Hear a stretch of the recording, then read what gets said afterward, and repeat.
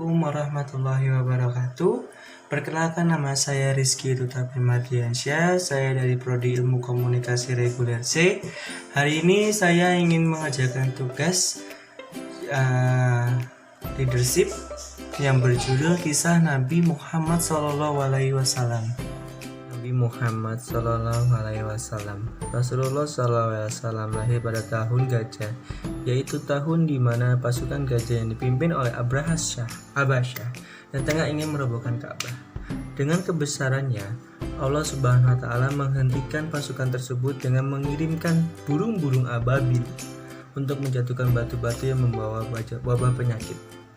Dan kejadian ini terdapat di Al-Quran surah Al-Fil, yaitu berarti pasukan gajah.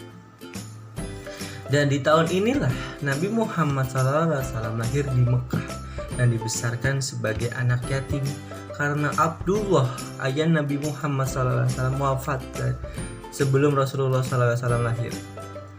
Beberapa tahun kemudian, ia telah menghabiskan dengan ibunya yang bernama Aminah. Nabi Muhammad SAW dibesarkan oleh kakeknya, yaitu Abdul Muthalib. Dan sayangnya umur kakeknya pun juga hanya sebentar. Setelah 2 tahun dibesarkan oleh kakeknya, Abdul Muthalib meninggal pada umur Rasulullah yang ke-8, dan Nabi diasuh oleh pamannya, yaitu Abu Thalib.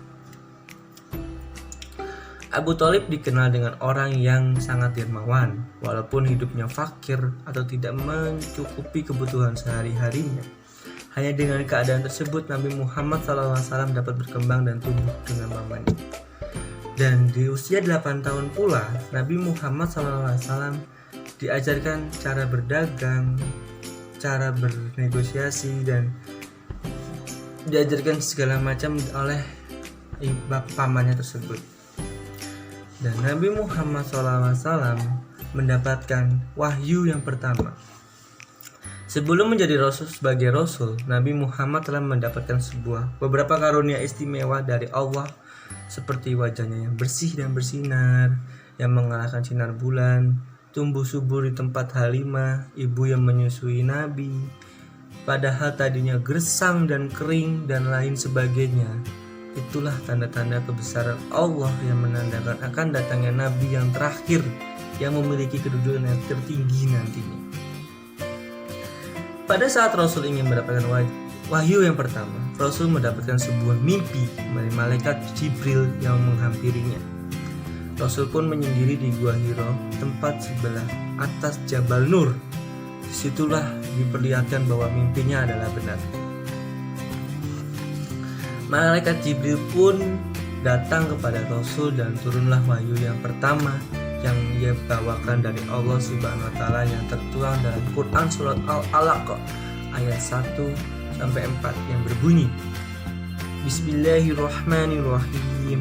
Iqra bismi rabbikal ladzi khalaq. Khalaqal insana min 'alaq. Iqra wa rabbukal akram. Allazi 'allama bil qalam. 'Allamal insana ma lam ya'lam. Yang artinya, bacalah dengan menyebut nama Tuhanmu yang menciptakan.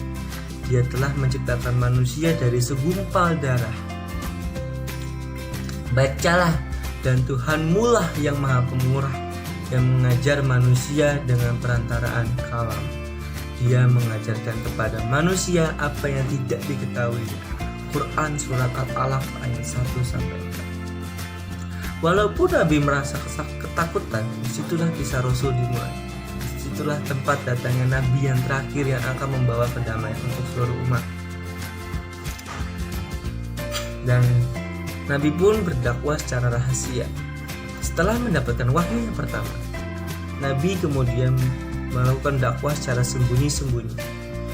Dan adapun orang-orang yang menjadi pengikut pertamanya adalah Khadijah, yaitu istri Nabi Muhammad SAW, Abu Bakar As-Siddiq, dan Nabi, dan Zaid bin Harisah, Ummu Aiman, Ali bin Abu Thalib, dan Bilal bin Rabah.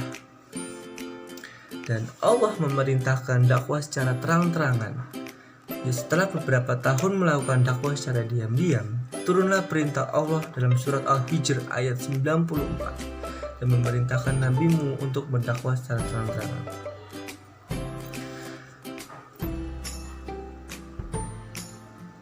dan wafatnya Nabi Muhammad SAW, pada saat Abu Bakar sedang tidak di Madinah, terjadilah sebuah peristiwa yang sangat menyedihkan di mana Nabi Muhammad SAW wafat.